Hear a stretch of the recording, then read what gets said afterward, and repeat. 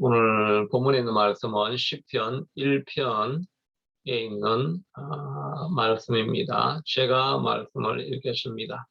복 있는 사람은 악인들의 꾀를 따르지 아니하며 죄인들의 길에 서지 아니하며 오만한 자들의 자리에 앉지 아니하고 오직 여호와의 율법을 즐거워하여 그의 율법을 주야로 묵상하는도다. 그는 시냇가에 심은 나무가 철을 따라 열매를 맺으며 그 잎사귀가 마르지 아니함 같으니 그가 하는 모든 일이 다 형통하리로다. 악인들은 그렇지 아니하며 오직 바람이 나는 겨와 같도다. 그러므로 악인들은 심판을 견디지 못하며 죄인들이 의인들의 모임에 들지 못하리로다. 물론 의인들의 길은 여호와께서 인정하시나 악인의 길은 망하리로다. 아멘. 시편 1편에 있는 말씀은 시편 150편을 시작하는 문이라고 할 수가 있습니다. 오늘 본문에 있는 주제는 바로 복 있는 사람이 어떠한가 하는 것을 말해주고 있는 것입니다. 그러니 우리 시편에 있는 말씀들은 들어오면 다시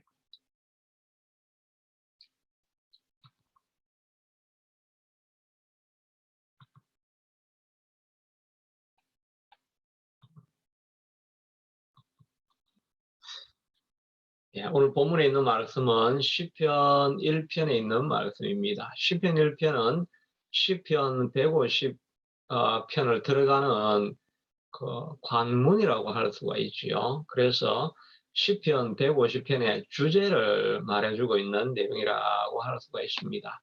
그 주제가 맨 처음 나오는 단어가 바로 복 있는 사람이라고 하고 있습니다. 그러니 하나님께서 우리가 이 땅을 살아갈 때 우리 믿는 신자들이 복 있는 삶을 살아가기를 원한다 하는 것을 알 수가 있지요. 그러니까 하나님은 우리의 구원에만 관심이 있는 분이 아니시고 우리의 매일매일 삶 속에서 일어나는 그 삶 속에서 형통한 삶을 살기를 원하시는 분이시다 하는 것을 알 수가 있지요. 그래서 하나님은 우리가 이 땅에서 어떻게 하면 형통한 삶을 살 수 있는가 하는 것을 설명해 주고 있습니다. 요즘 어떤 사람들은 복이라고 하면은 다 이렇게 기복신앙이다 이렇게 생각을 하기 때문에 복을 구한다 그런 것을 아주 거부감을 가지고 생각하는 사람들이 많이 있습니다. 그러다 보니까 저에게도 어떤 분이 와가지고 제가 제 자녀를 위해서 또 사업을 위해서 기도해도 됩니까? 이런 말을 하시는 분들도 있더라고요. 당연히 우리가 자기의 자녀가 형통하기를 위해서 구하고 또 사업이 잘 되기를 위해서 기도하고 그런 것이 당연히 필요하지요. 그런데 요즘 옛날에는 그거를 너무 주로 해가지고 복만 구하는 그런 폐단들이 있어서 그 복을 구하는 것을 기복신앙이라 이렇게 해서 우리가 주의를 이렇게 한 것이 있지만 그게 너무 극단화되다 보니까 우리의 일상의 삶에 대해서 구하는 것에 대해서도 죄책감을 가지게 만드는 그런 신학이 있는 것, 그것은 우리가 균형이 잡혀 있지 않다 이렇게 생각이 됩니다. 우리가 하나님 나라의 의를 구해야 되지만 또 예수님께서 말씀하시기를 우리에게 일용할 양식을 주옵시고 이렇게 구하라고 일용할 먹고 살 것, 건강도 마찬가지고 다 이런 것들을 구하라고 예수님께서 말씀해 주시지 않았습니까? 그러니 우리가 복을 구하는 것은 꼭 필요한 일이다 하는 것입니다. 한국말로 복이다 이렇게 하면 옛날에 복하면은 그 불교나 유교적인 개념이 있어가지고 베개에도 복자를 적어놓고 또 침대에도 복자를 적어놓고 그래가지고 복하면 우리 개념이 돈 밝히는 사람 뭐 이런 식으로 이렇게 나와 있는데 이 영어로는 복이 blessing이지 않습니까? blessing.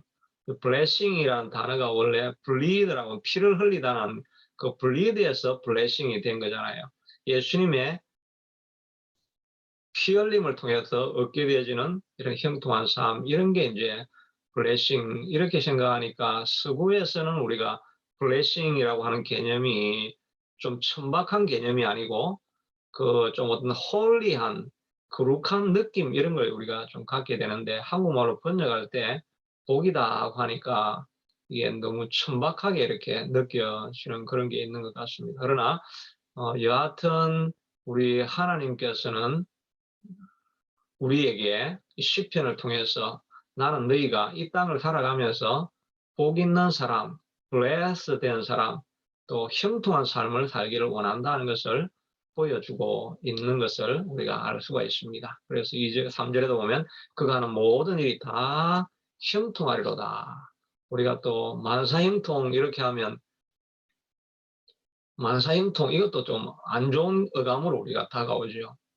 그런데 성경에서 형통이라고 이렇게 해주는 이런 것은 말씀하고 있기 때문에 그 우리가 형통을 위해서 구하는 이런 것도 우리가 필요한 일이라는 것을 알 수가 있습니다. 그런데 이 하나님이 형통한 사람이라고 하는 그 사람은 어떤 사람이냐니까, 시냇가에 심은 나무가 철을 따라 열매를 맺으며 잎사귀가 마르지 않 같으니 모든 일이 다 형통하리라, 이렇게 했는데, 하나님이 복 주시는 사람은 좋은 열매를 맺는 사람이다 하는 것을 알 수가 있습니다. 악한 길은 처음에는 정말 흥왕한 것 같은데 열매를 못 맺죠. 마지막에 가서 다 떨어지는 경우가 많이 있습니다. 그런데 하나님이 주시는 길로 가면은 그 길에 끝까지 계속 가면 마지막 결과가 좋아지는 그런 게 하나님의 형통이라고 할 수가 있는 것입니다. 처음에는 좀 어려워 보여도 하나님의 길을 쫓아가면 마지막이 잘 되는 삶을 살아가게 된다 하는 것을 우리가 생각해 볼 수가 있는 것입니다. 그래서 우리가 세월이 지나도 하나님의 말씀에 잘 붙어 있으면 끝이 잘 되는 인생이 될 것이다, 이런 기대감을 우리가 가질 수가 있을 것입니다. 그런데 이렇게 끝이 잘 되는, 마지막이 잘 되는 인생을 살아가려고 하면 제일 큰 관건이 뭐냐니까, 사람들이 악인의 꾀를 쫓지 아니하며 죄인들의 길에 서지 아니하고 오만한 자의 자리에 앉지 아니하고 오직 여호와의 율법을 즐거워하여 그 율법을 주야로 묵상하는 자로다. 하나님의 말씀에 늘 붙잡혀 있는 그 사람이 형통한 사람이 된다 하는 것을 알 수가 있지요. 그래서 아브라함도 하나님의 말씀이 자기에게 딱 붙어 있을 때는 좋든지 나쁘든지 그 가나안 땅에 딱 머물러 있었는데, 그러면 형통하는데 환경 때문에 가뭄이 들었다 이렇게 하니까 이 가뭄에 어떻게 살아남겠는가, 내가 살 길을 찾아야지 이러면서 하나님을 잊어버리고 피해가면 애국으로 가가지고 더 큰 어려움을, 아내를 뺏기려고 하다가 창피를 당하고 돌아오지 않습니까? 다윗도 마찬가지죠. 다윗도 사울에게 쫓겨다니면서 너무나 극심한 고통 가운데 아둘람 동굴에서 고통 가운데 있었지만 아침마다 일어나서 하나님 말씀을 묵상하지 않습니까? 말씀을 묵상하니까 시편 57편에 보면 내가 당하는 이 일들 때문에 내 마음이 심히 억울하도다 그렇게 했는데, 말씀을 묵상하고 하나님을 묵상하는 가운데 그가 시편 57편 마지막에 보면 여호와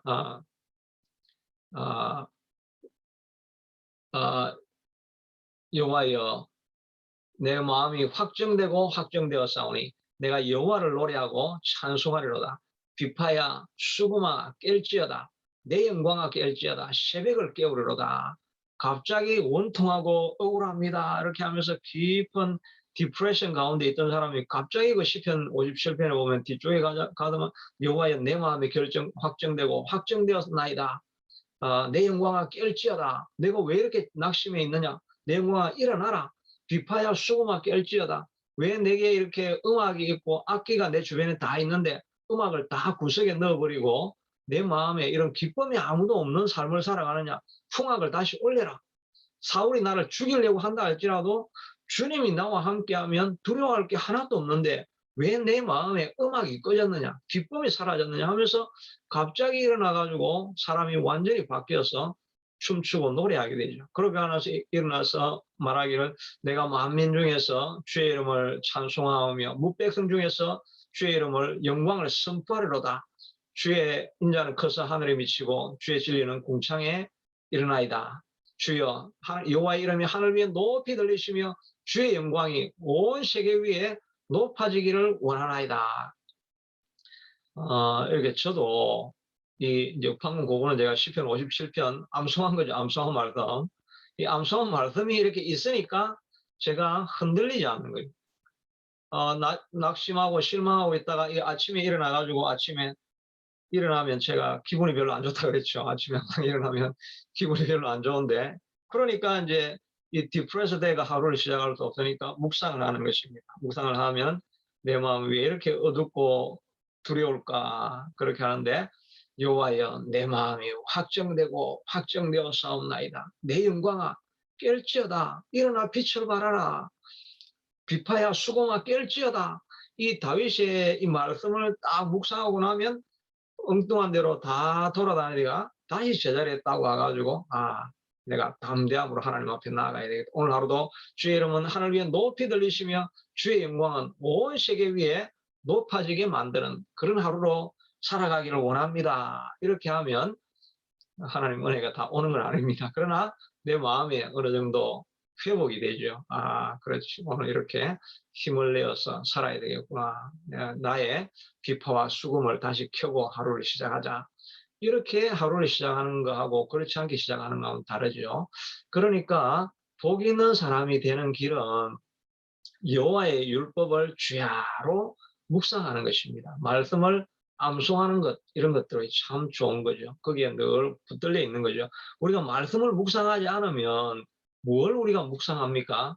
늘 염려, 근심, 걱정거리를 묵상합니다. 앞으로 안 될 두려울 일을 자꾸 그걸 묵상을 합니다. 그러니까 마음이 두려워지고 디프레스가 되는 거죠. 이 디프레스가 처음에는 내가 왜 이렇게 디프레스가 되지? 이렇게 하다가 이걸 방치해 두면은 자꾸 묵히게 되면 그게 디프레션이 되죠. 디프레션이 되는 거는 자기가 디프레션인 걸 자기도 알아요. 아는데 못 나오는 거예요. 그게 자꾸 쌓이니까 나오지를 이제 못하게 되는 것입니다. 그러니 우리가 디프레션이나 이런 것들이 쌓이기 전에 그때 우리가 말씀을 계속 묵상하고 이러다 보면은 우리가 다시 제자리로 올라가고 그러면 세월이 점점 지나도 흔들리지 않고 그 길을 계속해서 가게 되니까 열매 맺는 인생이 된다는 것입니다. 아까 중에 다윗도 사울에게 쫓겨다니면서 그렇게 아둘람 동굴에서도 하나님의 이름을 선포하고 영광아 깰지어다라고 하면서 다시 일어섰는데 사무엘상 27장에 가보면 사울이 계속해서 도망가면 쫓아오고 자꾸 하다 보니까 자기가 지쳤습니다. 그러니까 하나님 말씀을 묵상할 기회를 잃어버린 거죠. 그렇게 하니까 시편 27편 1절에 보니까 사울을 한번 살려주고 난 이후에 내가 여기에 더 있다가는 사울에게 죽을 수밖에 없을 것이다. 내가 빨리 유다를 떠나서 블레셋 가드 왕에게 가는 것이 상책이로다. That is the best way. 그게 상책이란 말이죠. best way라고 해가지고 가사왕에게 가드 왕에게 쫓겨갔다가 거기서 피 흘리고 미친 채 하고 나중에 시들락으로 갔다가 아말렉에게 모든 걸 다 빼앗기고 낭패를 당하게 되지 않습니까? 나오미도 마찬가지죠. 그 약속의 땅 베들레헴에 머물러 있어야 되는데 흉년이 왔다고 흉년이 와도 하나님이 내 인생의 주인이야 하고 아둘람 동굴에서 기도하는 것처럼 말씀을 묵상하고 그 자리에 있었다면 될 텐데 여기 있으면 너무 위험해 하고 약속의 땅을 떠나서 모압 땅으로 갔다가 아들도 죽고 자녀도 남편도 죽고 나오미에서 마라 인생의 쓴맛을 다 마시고 다시 돌아오지 않습니까? 그러니 형통한 길에 서 있는 사람은 주의 말씀을 주야로 묵상하는 사람인 것입니다. 말씀에 붙들려서 하루를 시작하고 하루를 마치고 말씀 속에서 살아가는 그런 사람이 될 때 우리의 삶이 형통한 삶이 되는 것을 믿으시기를 바랍니다. 예, 말씀을 마치기 전에 이제 우리가 이렇게 늘 우리가 해야 되는 것. 그러니 우리가 이 복 있는 삶을 꿈을 꾸셔야 됩니다. 자기의 삶에 대해서 만족하지 말고, 아, 내가 이 사람보다 더 복된 삶이 있다. 뭐 꼭 그게 물질적으로 풍요하게 되는 이런 게 아니라도 내 마음의 평안을 내가 왜 잃었는가? 내가 왜 영향력을 잃고 살아가는가? 내가 왜 하루 삶을 이렇게 기쁨이 능력이 없이 살아가는가 이걸 원통하게 생각하고 하나님 나는 굳건하게 하나님 앞에 쓰임받는 사역자가 될 것을 여러분 꿈을 이제 꾸셔야 됩니다. 그리고 주변에는 환경이 잘 되어질 것, 자녀들도 풍성한 삶을 누리게 될 것을 계속해서 꿈을 꾸고 그 다음에 말씀을 묵상하고 믿고 또 소리쳐 외치고 이렇게 계속해서 이 길을 걸어가다 보면 주변에 있는 환경이 형통한 길로 바뀌어지고 또 주변에 아름다운 복음의 소식을 전하는 하나님의 쓰임받는 일꾼이 될 줄로 믿습니다. 이런 에버린 교회 기도회가 될 수 있게 되기를 축복하고 에버린 교회가 될 수 있게 되기를 축복하고 말씀을 듣는 여러분의 삶이 될 수 있게 되기를 축복합니다.